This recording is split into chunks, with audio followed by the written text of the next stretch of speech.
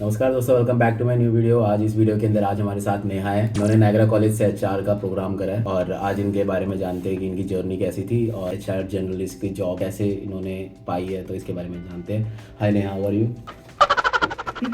हाय Neha. Hello कैसे? Manas, I am good. आप कैसे हैं? मैं भी एकदम ठीक हूँ। तो सबसे पहला क्वेश्चन जो ये है कि आपका ये प्रोग्राम था कैसा और कितना ड्यूरेशन का था? मैंने जो है एचआर मैनेजमेंट का प्रोग्राम किया था, वो नायगरा कॉलेज टोरंटो से किया था और 8 मंथ्स का ड्यूरेशन था। 8 मंथ्स का था। हाँ, और उसमें कोऑप जो था वो मैंडेटरी था। तो मतलब बेसिकली 12 मंथ्स का प्रोग्राम था। हाँ, कोऑप मैंडेटरी रखा गया। Co-op mandatory. तो ये आपका वैसे आपका बैकग्राउंड क्या है स्टडीज में? हाँ, मेरा बैकग्राउंड ये है कि मैंने इंग्लिश लिटरेचर से एमफिल की है इंडिया से, यही है, और सिर्फ पढ़ाई की है। ग्रेजुएशन और फिर एमफिल? हाँ, ग्रेजुएशन, एमए, देन एमफिल। ओह, आपने 3 कोर्सेज। तीन। ग्रेजुएशन में क्या किया? ग्रेजुएशन में भी मेरा इंग्लिश लिटरेचर था और इकोनॉमिक्स। फिर उसके बाद एमए जो है इंग्लिश लिटरेचर में थी और एमफिल भी मेरा ऑब्वियसली इंग्लिश लिटरेचर था और मैंने मोयान पे काम किया। He is a Chinese novelist, उस पर मैंने थीसिस लिखे हैं। अच्छा, तो आपने ये आपका ये जो प्रोग्राम है, आपका जो एक्सपीरियंस है, ये आपकी स्टडी से बिल्कुल डिफरेंट है। या तो इससे आपको जॉब सर्च में डिफिकल्टी आई थी? हाँ, इनिशियली जब मैं यहाँ पे आई थी तो 4 मंथ्स तक मुझे कोई जॉब नहीं मिली थी, बट क्योंकि मेरे प्रोग्राम में कोऑप मैंडेटरी था और हमें पता है कि हम जैसे कनाडा आते हैं तो as a international student it's very difficult to get a job. तो और कोऑप मैंडेटरी होने की वजह से जो है आपको जॉब नहीं मिली? हाँ, जॉब में फिर, और मेरे लिए कोऑप जो था वो ढूंढना ज़्यादा इंपॉर्टेंट था instead of finding a job, because उसमें था कि हमें एचआर पोजीशन ही चाहिए थी। तो मैं पहले उसी में फोकस किया कि जब जॉब में मतलब नहीं, ऑब्वियसली मैंने ढूंढने की कोशिश की बट नहीं मिली, बट कोऑप मिल गया। तो फिर उसके बाद ही जब समर्स यहाँ आए थे तो जॉब मेरी शुरू हो गई थी। आपका जनवरी इंटेक था? हाँ, मेरा जनवरी इंटेक था। किस में जॉब करी थी स्टार्टिंग में? मेरी लकीली मेरी एक ही जॉब चल रही है। जो पहली जॉब थी मेरी ऑन कैंपस जॉब थी नायगरा कॉलेज टोरंटो में लाइब्रेरी असिस्टेंट की। तो वहाँ से शुरू हुई थी और अभी तक वही चल रही है। और कोऑप था तो कोऑप में मेरी परफॉर्मेंस अच्छी थी तो उन्होंने मुझे हायर किया है एचआर की जॉब। तो ये कोऑप जो होता है आपको यूनिवर्सिटी खुद ढूंढ के देता है या फिर आपको खुद से ढूंढनी पड़ती है? नहीं, हमें खुद से ढूंढनी पड़ती है। कॉलेजेस और यूनिवर्सिटीज़ ये करते हैं कि वो कंपनीज की डिटेल्स भेज देते हैं। जो तो भी बात hire कर लो। हाँ, अच्छा। तो हमें खुद अप्लाई करना पड़ता है और खुद इंटरव्यू देना पड़ता है, सब कुछ मतलब हमें खुद से करना पड़ता है। अच्छा। और उसके बाद कंपनी जो है वो कॉलेज को कांटेक्ट करती है कि ये स्टूडेंट जो है हमारे अंडर काम कर रहा है। अच्छा, वो कांटेक्ट करके बाकी डिटेल्स कॉलेज को हाँ। बता देती है? हाँ बिल्कुल। अच्छा। क्योंकि कंपनी को भी कमिटमेंट चाहिए होती है और स्टूडेंट को भी ऑब्वियसली कमिटमेंट चाहिए होती है, तो ये एक ट्रायंगल प्रोसेस होता है। तो आपका ये प्रोग्राम वैसे एग्जैक्टली क्या नाम है इस प्रोग्राम का, फीस स्ट्रक्चर कितना है? हाँ, मेरा प्रोग्राम का नाम था post graduate certificate in human resource management और फीस स्ट्रक्चर था आई थिंक $18,000। तो इसमें कोऑप का हमें कुछ पे करना नहीं होता, लाइक? नहीं, उसमें नायगरा कॉलेज में नहीं था, but there are some colleges जहाँ पे आपको कोऑप के लिए भी पे करना पड़ता है। हमें मतलब वो फीस में इंक्लूडेड होता है। कई बार ऐसे होता है कि कुछ कॉलेजेस का मैंने सुना है कि अगर आप कोऑप करोगे तो आपको एक्स्ट्रा फीस देनी पड़ती है और अगर नहीं करोगे तो वो फिर उतनी ही रहती है। अच्छा। मेरा वाला वैसा नहीं था, मेरा कोऑप उसी में इंक्लूडेड था, बाकी हमें कोई एक्स्ट्रा नहीं पे करना पड़ता। ओके, तो आपको एकदम से आपका ट्रांजिशन एचआर के अंदर बिल्कुल अलग बैकग्राउंड से आया था, तो आपको कितनी डिफिकल्टी हुई है प्रोग्राम करने में? नहीं, मुझे डिफ़िकल्टी उस हिसाब से नहीं हुई क्योंकि जब हम इंडिया में भी जो मेरी पढ़ाई थी, बीइंग अ रिसर्च स्कॉलर, हमें क्लासेस दी जाती थी और हमें इंटरेक्शन होती थी स्टूडेंट्स के साथ, तो वो नहीं हुई। हाँ, बट जब मैंने कोऑप ज्वाइन किया तो हमें बताया गया कि इंटरव्यूज़ कैसे लेना है, वो सब ट्रेनिंग्स दी गई। तो स्टार्टिंग में थोड़ी नर्वसनेस थी, बट ग्रेजुअली जो है वो कॉन्फिडेंस आ गया और अब बहुत बेटर है। तो आपने जहाँ पे कोऑप किया तो उन्होंने आपको परमानेंट पोजीशन दे दी है? No, it's not a permanent, ये पार्ट टाइम है, कॉन्ट्रैक्चुअल। लेकिन बट स्टिल आप इसमें से काफ़ी कुछ सीख चुके बिल्कुल बिल्कुल। मैं ये ऑनेस्टली एक्सेप्ट करूँगी कि मैंने बहुत कुछ सीखा है और ये उन सब के लिए है क्योंकि मैंने यहाँ पे ये भी देखा है कि कुछ स्टूडेंट्स जो हैं शॉर्टकट्स लेते हैं, वो अप्लाई नहीं करते कोऑप के लिए, उनको लगता है कि कोई ऐसे ही मिल जाए, सर्टिफिकेट्स मिल जाए। बट मैं यही सजेस्ट करूँगी कि if you want to learn something new skills और अपने स्किल्स को एनहेंस करना चाहते हो और अच्छी जॉब्स लेना चाहते हो when you are going to apply for your work permit, तो कोऑप जो है वो उसको प्रेफर या इंटर्नशिप्स को प्रेफर करो। ये जो प्रोग्राम अभी नायग्रा कॉलेज से करा है, ऐसे सेम सर्टिफिकेशन प्रोग्राम एचआर के बाकी कॉलेजेस में जैसे यॉर्क यूनिवर्सिटी में भी है, हाँ। तो आपके कंपैरिजन में आपके रिसर्च के हिसाब से कुछ डिफरेंस है इन सब में? मेरी रिसर्च, क्योंकि यॉर्क से ऑब्वियसली मैंने एचआर का तो नहीं किया, बट मुझे यॉर्क का ये पता है कि वहाँ पे कोऑप मैंडेटरी नहीं है। तो शायद अगर मैं यॉर्क से करती और कोऑप मैंडेटरी नहीं होता तो मैं शायद जो पहली जॉब जो मेरी लाइब्रेरी असिस्टेंट की जॉब है, मैं वहीं तक ही रेस्ट्रिक्ट रहती। करेक्ट। और एक्सप्लोर नहीं करती। बट क्योंकि वहाँ नायग्रा में जो था मैंडेटरी था, तो मुझे ढूंढनी थी कोऑप। तो अब है कि मेरे पास दो ऑप्शंस हैं, मतलब मेरे पास तीसरा ऑप्शन भी है क्योंकि मेरे पास एमफिल की डिग्री है मेरे पास, तो मैं टीचिंग में भी जा सकती हूँ, but still I have 2 more options कि लाइब्रेरी को भी आगे कंटिन्यू कर सकती हूँ और एचआर तो है ही है। तो ये दोनों फील्ड जो अभी आप वर्क कर रहे हो, 2 जॉब्स एक साथ मैनेज कर रहे हो, तो ये दोनों ही नॉक बी जॉब्स हैं, या जो दोनों में आप पीआर ले सकते हो अगर आप चाहो तो। या तो ये दोनों मैनेज करना कितना डिफिकल्ट है as a student? It's very difficult, but still like because जो मेरी एचआर की जॉब है वो रिमोट है, तो ये एक बेनिफिट है कि मुझे ऑन साइट नहीं जाना पड़ता और मैं घर से मैनेज करती हूँ। आप जो आपने कोर्स कंप्लीट कर दिया 8 मंथ्स का, उसमें क्या डिफिकल्टी लेवल थी? क्योंकि काफ़ी लोग अभी एचआर का कोर्स सर्च कर रहे हैं, वो डाउटफुल होंगे कि वो इस कॉलेज से करे या फिर यॉर्क से करे, तो आपका ये कॉलेज कैसा था? मेरा एक्सपीरियंस अच्छा रहा कॉलेज का, बट क्योंकि ये पर्सन टू पर्सन वेरी करता है। जो मेरे साथ के क्लासमेट्स थे मैंने उनको भी देखा था कि वो काम पे ज़्यादा फोकस करते थे और पढ़ाई पे नहीं था। बट मेरा सीन था कि मैं पढ़ाई पे भी उतना ही फोकस करती थी। बट ये है कि आप जिस मर्जी कॉलेज से करो, look for the internships and co-ops, मैं यही सजेस्ट करूँगी। If you want to pursue a career in the that field, तो इंटर्नशिप्स को फोकस करो। तो एक और क्वेश्चन काफ़ी लोगों के माइंड में आता है कि ये कोर्स करने के बाद उनको जॉब मार्केट में उतरने के बाद कितनी जॉब्स अवेलेबल है या फिर हायरिंग प्रोसेस? एचआर की मैं कहूँगी कि हर डिपार्टमेंट को एचआर की ज़रूरत है। Even in the educational department, किसी भी उसमें चले जाओ, रिक्रूटर एचआर जो है वो हायर करते ही करते हैं। अगर आपके पास एक्सपीरियंस होगा तो obviously you will land a good job here in Canada.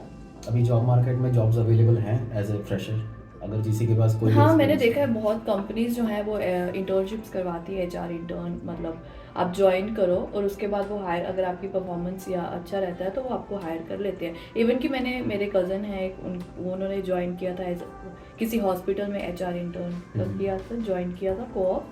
After 2 months वो उन्होंने हायर कर लिया परमानेंट पोजीशन के लिए। ओके, अब मेरे पास क्या होता है कि काफ़ी डीएम्स आए थे जो एचआर के ऑलरेडी इंडिया में जॉब कर रहे हैं, अच्छे पोजीशंस में भी हैं, लेकिन उनको ये डाउटफुल है कि उनका वो एक्सपीरियंस यहाँ पे काम आएगा कि नहीं। वो काम आता है, हम ये नहीं कहते एज एन एचआर, ये मेरा एक्सपीरियंस है कि वो काम आता है। बट यहाँ पे क्योंकि ऑब्वियसली बात है, वहाँ पे एचआर मैनेजर रहे होंगे या एचआर मतलब सब कोऑर्डिनेटर या अच्छी पोजीशन पे रहे होंगे, तो वो कहीं ना कहीं आपको लगता है कि यहाँ पे मैं एचआर इंटर्न से कैसे शुरू करूँ। बट मेरी सजेशन ये है कि ग्रैब दी अपॉर्चुनिटी, जैसी अपॉर्चुनिटी मिल रही है। अगर इंटर्न से शुरुआत हो रही है, 3 महीने 4 महीने इंटर्न रहोगे, उसके बाद वो यहाँ पे प्लस बेनिफिट्स ये हैं कि प्रमोशंस बहुत जल्दी होती हैं। 4 months के बाद 5 months के बाद जो है प्रमोशंस हो जाती हैं। तो मेरी सजेशन यही है कि उन अपॉर्चुनिटीज़ को ग्रैब किया जाए। अच्छा, तो दूसरा क्वेश्चन ये है कि एज अ फ्रेशर आप जब एक नई कंपनी में हायर होते हो, एज ए इंटर्न हायर होते हो, तो उसमें आपकी क्या सैलरी पैकेज रहती है, ग्रेजुअली क्या इंक्रीज होता है? ऑब्वियसली एज इंटर्न अगर आपको हायर किया जाता है तो वो मिनिमम से शुरू कर सकते हैं, बट कई बार मिनिमम भी नहीं होता, उससे ज़्यादा होता है। तो ये वेरी करता है company to company. If you want promotions तो एक यहाँ पे CHRP का सर्टिफिकेशन होता है, उसको उस ऑर्गेनाइजेशन को ज्वाइन किया जाए, उसका एक टेस्ट होता है।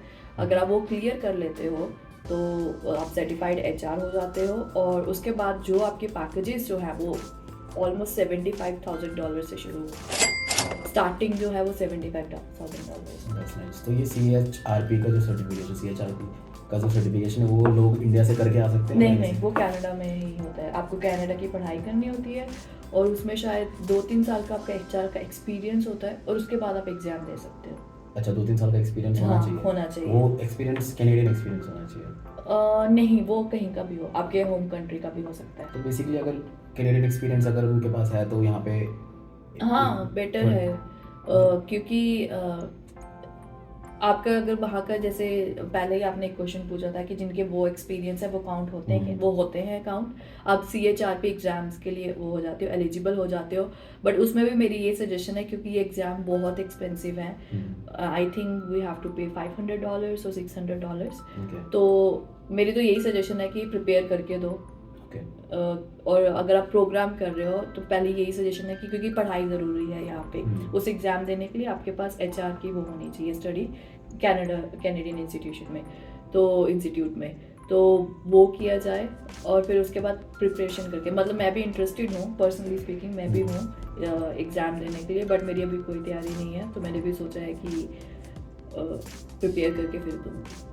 तो ये CHRP का जो प्रोग्राम सर्टिफिकेशन है सिर्फ ये एक इकलौता सा सर्टिफिकेशन है कि इसके अलावा भी बहुत नहीं, कई बार ऐसे हैं जैसे HRPA है, ये ऑर्गेनाइजेशन है, ये HR वालों को वो करती है। उनके साथ आप अगर मेंबरशिप ले लो उसके लिए आपको शायद कुछ पे करना पड़ता है, मुझे एग्जैक्ट रेट्स नहीं पता, बट या आप एक्सप्लोर कर सकते हो जो वीडियोस देखते हैं। तो अगर आप उसकी मेंबरशिप ले लेते हो तो वो भी आपके रेज्यूमे में काउंट होता है कि that you are a member of HRPA।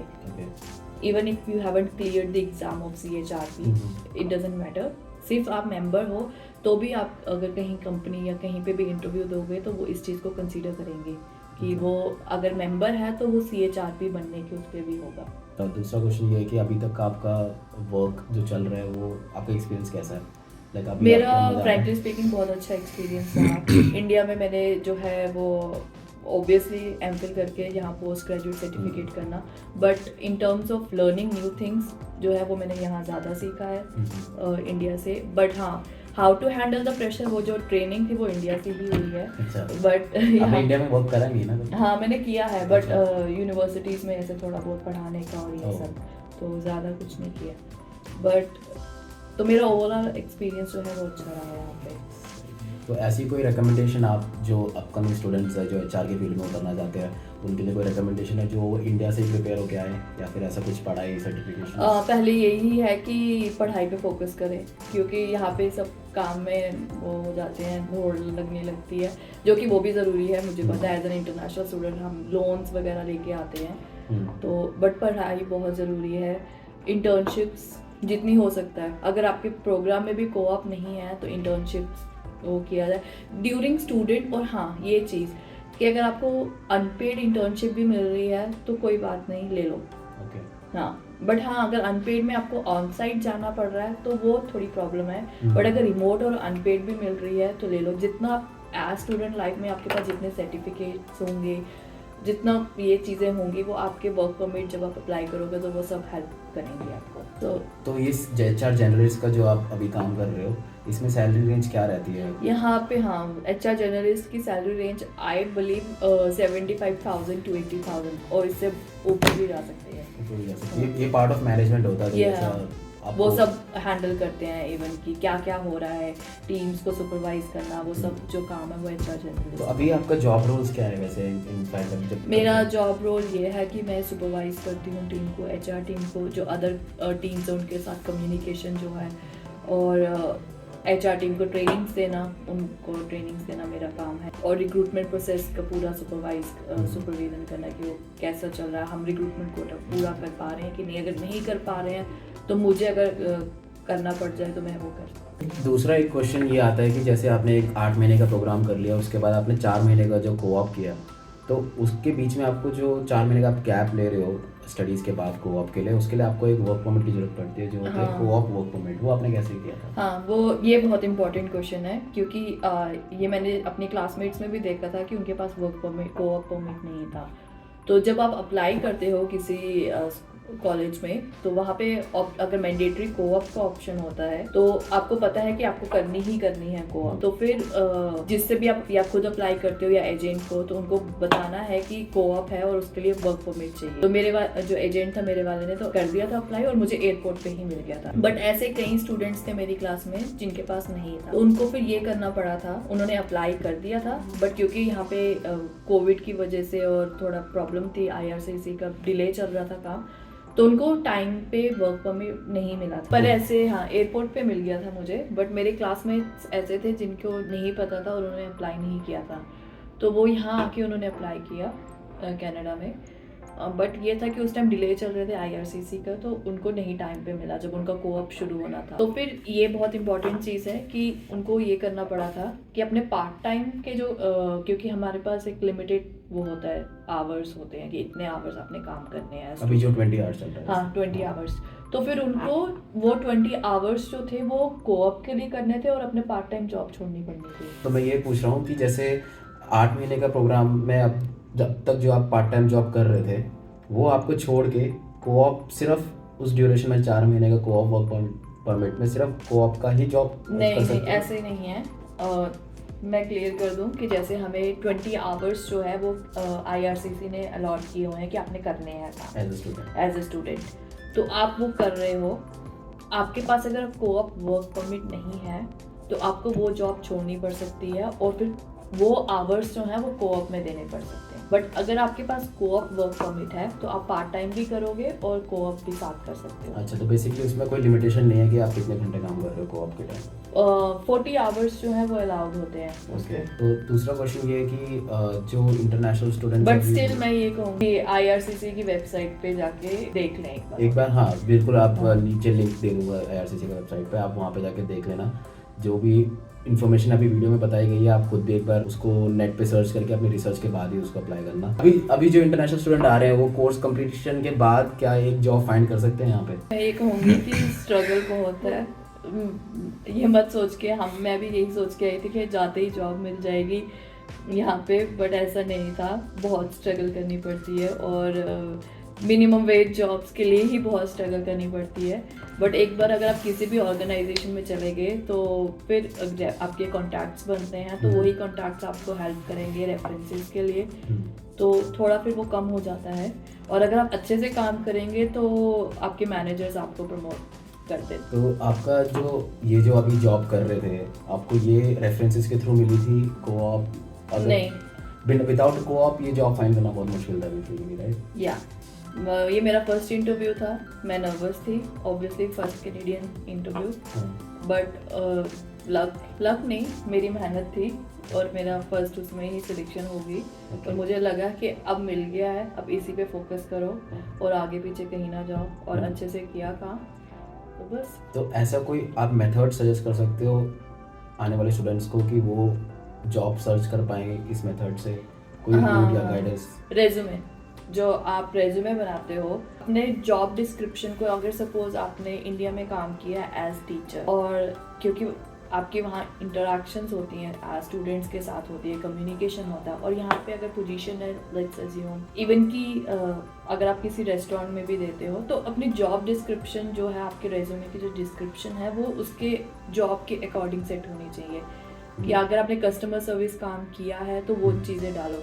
मतलब मैं यही सजेस्ट, ये मेरा पर्सनल एक्सपीरियंस था कि मैंने जब रेस्टोरेंट्स में अप्लाई किया तो मैंने अपनी एम्पल डिग्री सब कुछ शो किया और मुझे एक भी कॉल नहीं आई, क्योंकि वो शायद उनको लग गया कि ये पहले ही ओवर क्वालिफाइड है, ये यहाँ पे कहाँ आके वॉलमार्ट या उसमें बेसिक फूड में जाके काम करें, जो कि मुझे नहीं पता था। बट मुझे बाद में पता चला कि अगर मैं शायद अपनी ग्रेजुएशन लिख लेती या सिर्फ यही लिख लेती कि मैं पोस्ट ग्रेजुएट सर्टिफिकेट कोर्स कर रही हूँ यहाँ से, और इंडिया कितनी हाईली मतलब अपनी वो डिग्रीज ना शो करती, तो शायद कॉल आ जाती। तो अपने रेज्यूमे जो बिल्डअप है वो उसके अकॉर्डिंग, जॉब के अकॉर्डिंग।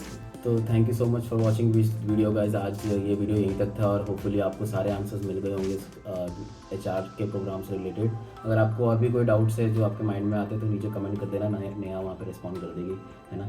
तो आपको अगर ये वीडियो बहुत पसंद आई तो अगर नीचे लाइक शेयर सब्सक्राइब कर देना और नीचे कमेंट जरूर कर देना अपने डाउट्स और जो भी आपको दिमाग में आ रहा है, नेहा वहाँ पर रिस्पॉन्ड कर देगी। तो मिलते हैं अगली वीडियो में, तब तक के लिए बाय बाय।